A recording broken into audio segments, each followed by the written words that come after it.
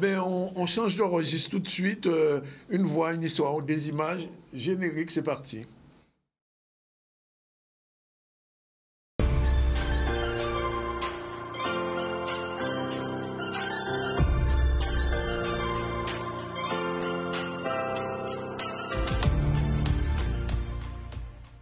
Maman cherche le secret. Les bœufs tranquilles hochent la tête en souriant. Ils ne connaissent pas le secret. Les mangues pèsent lourd aux branches feuillues des manguiers. Leurs joues rougissent. Elles ne connaissent pas le secret.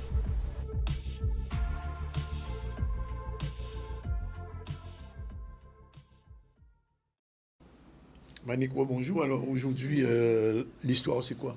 Alors aujourd'hui, l'histoire, c'est une histoire vraiment pour les tout petits.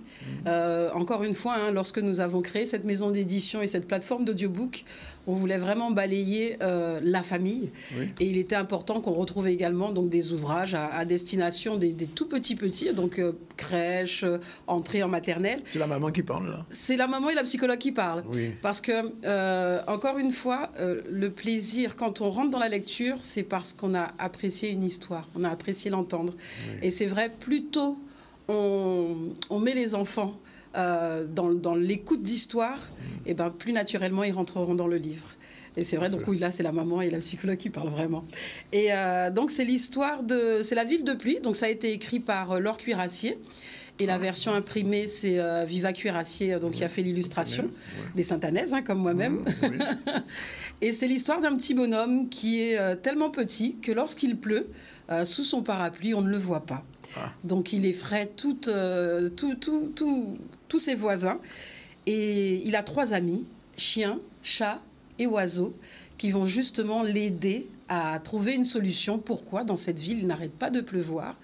Et ça sera sans surprise qu'on apprendra que Soleil et Lune sont un petit peu responsables de cet état de fait. Tout à fait. Donc on va écouter un extrait. On écoute un extrait tout de suite, c'est parti.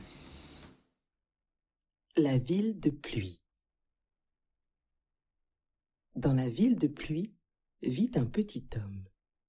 Tout petit, très petit, si petit qu'il en est malheureux.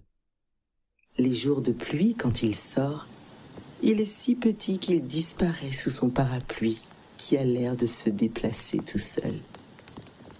Les grandes personnes effrayées se sauvent en poussant des cris.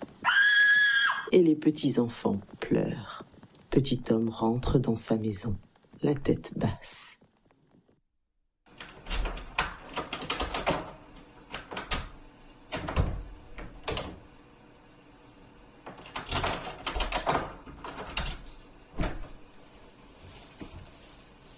Dans sa maison, l'attendent chien, chat et oiseau.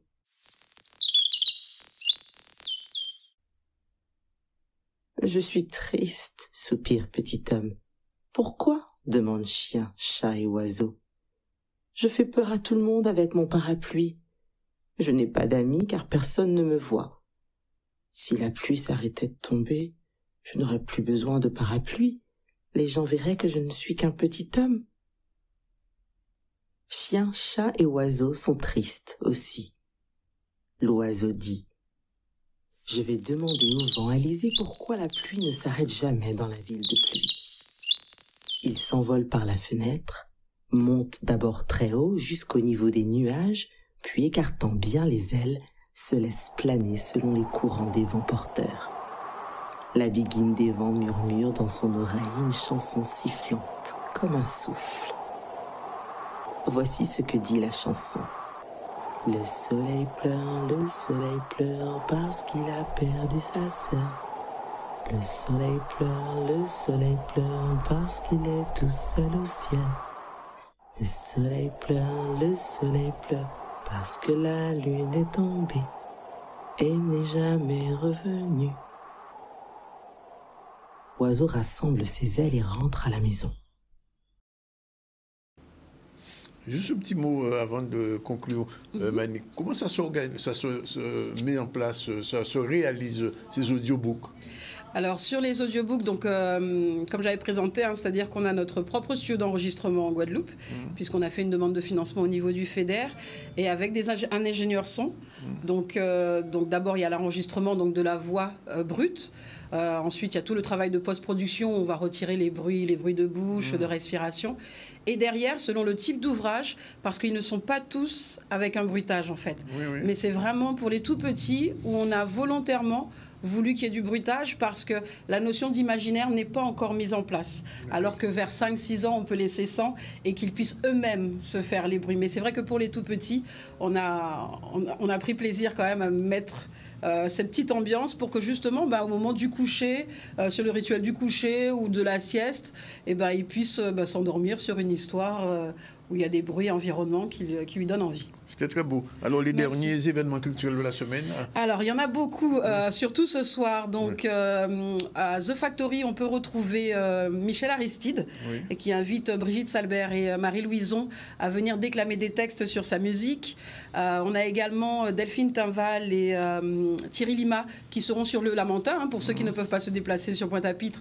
Donc, au Lamentin, il y a une manifestation ce soir pour présenter Changement d'air en 404. Hein. On a vu que Peugeot a son Nobel, je ne sais pas si j'ai le droit, mais bon, voilà, a fait toute une exposition sur ses anciennes voitures. Samedi matin, on aura les matinales d'Ernest à la médiathèque du Lamentin, où les éditions d'Aigues-Marron présenteront de la poésie haïtienne qui sera en plus accessible aux sourds et malentendants, puisqu'il y aura une traduction simultanée en langue des signes.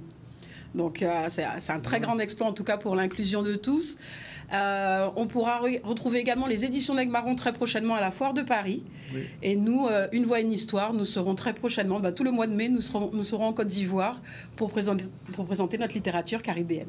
Bien, merci. Je rappelle que ce soir à Sonis, il y a Jabot et Le Valois, deux guitaristes qui vont faire un show. Et demain, à l'Eden Lodge, on aura Justine Béroir qui sera de passage. Voilà.